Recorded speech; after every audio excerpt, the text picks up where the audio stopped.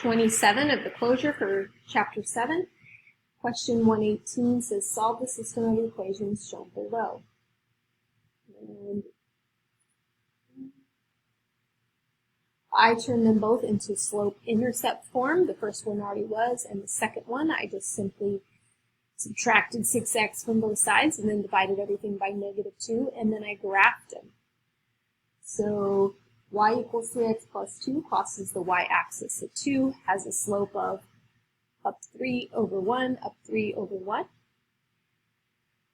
The second line crosses the y-axis at -4, has a slope of up 3 over 1, up 3 over 1. These two lines are parallel because they have the same slope. I graph them, and then these two lines will have no intersection.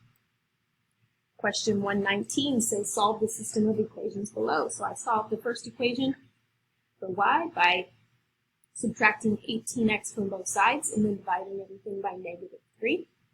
That means it crosses the y-axis at -3, has a slope of up 6 over 1. The second equation already crosses the y-axis at -3, has a slope of up 6 over 1. That line gets graphed on top of the other line, so they're the same line. They are infinite solutions.